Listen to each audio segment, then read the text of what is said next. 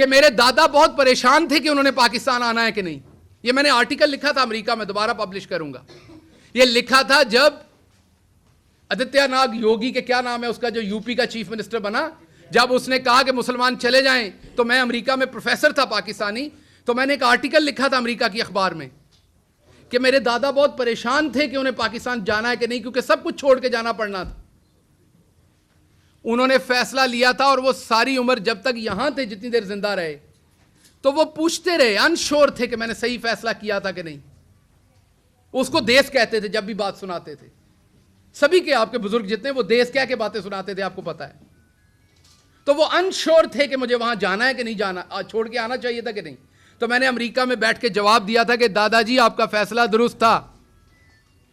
अगर आज आप इंडिया में होते तो आपको आदित्यनाथ योगी जो है वो आपको 2-3 हज़ार रुपए देता, कहता टिकट पकड़ो और लाहौर जाओ। आपने अच्छा किया था, पाकिस्तान आ गए थे।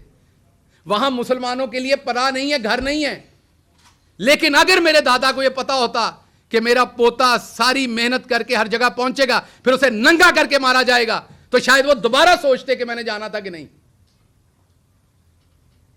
और मुझे अगर अमेरिका में यह लिखते हुए पता होता, और अगर मुझे आते हुए यहां पता होता कि मैं पाकिस्तान बदलने जा रहा हूं।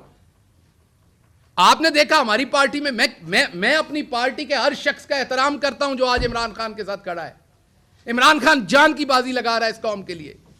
जो उसके साथ किसी भी तरह से खड़ा है, मैं उसके पांव की धूल के बराबर भी नहीं हूं। लेकिन आपने एक सवाल पूछा अपने आप से, गिरफ्तारियां तो बहुत हुई, पर्चे भी बहुत हुए। वैसी किस्म का जो मैं बयान नहीं कर सकता यहां आपको, वो तशद्दुद सिर्फ शहबाज गिल पे, आवाज बंद सिर्फ शहबाज गिल की, 16 दिन घर वालों से, दोस्तों से, किसी से मिलने ना दिया गया, वो सिर्फ शहबाज गिल को।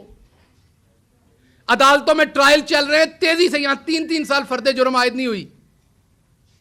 मेरे पे 2 महीने के अंदर फर्दे जुर्म आयद करनी, जिसमें सजाए मौत है, जिसमें उम्र कैद है। क्यों? क्योंकि मैं उस इस्माइल गिल का पोतरा हूं जो लोअर मिडिल क्लास से था, अनपढ़ था, वहां से उठ के यहां आ गया था। उसकी यह गलती थी।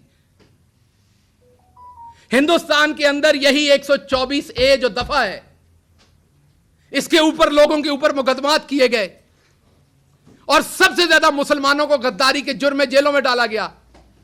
हिंदुस्तान की सुप्रीम कोर्ट ने आखिर तंग आके इस कानून को अंग्रेजों का काला कानून कह के बंद कर दिया।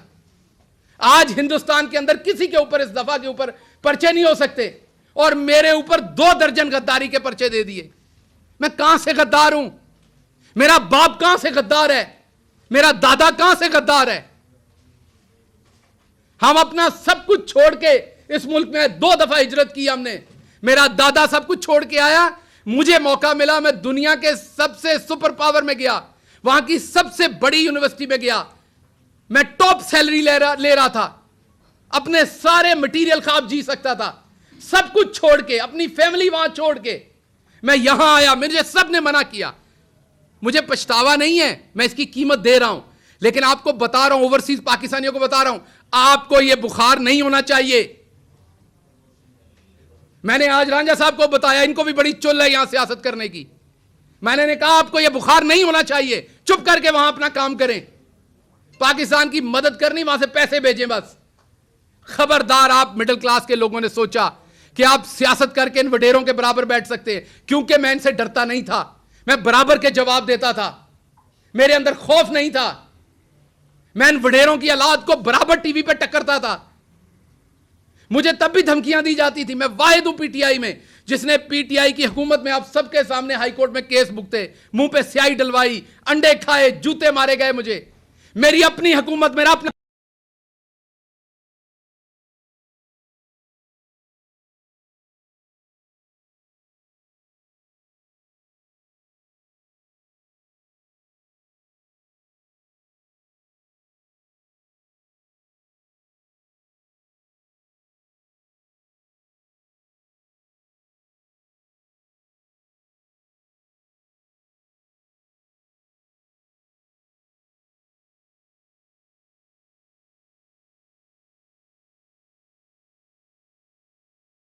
पेश किया।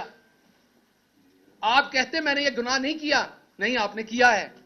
जबरदस्ती है आपके ऊपर कि आपने किया है गुनाह। अब क्या हो रहा है? छुपा के एफआईआर दी जा रही है। अगर मैं पॉइंट आउट करता हूं कहते पार्टी छोड़ रहा है। लोग अपने अपने वीलॉग्स के व्यूज बढ़ाने के लिए शहबाज गिल पार्टी छोड़ने की सोच रहा है।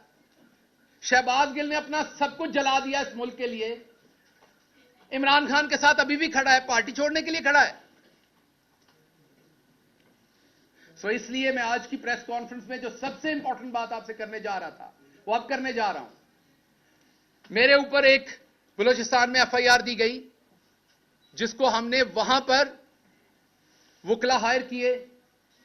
आम बंदे के लिए आम बात है, अमीर आदमी के घर में कोई बीमार हो जाए ना, आम बात है, ड्राइवर होता है, मैनेजर होता है, हॉस्पिटल फोन हो जाता है, वहां सब कुछ तैयार हो जाता है।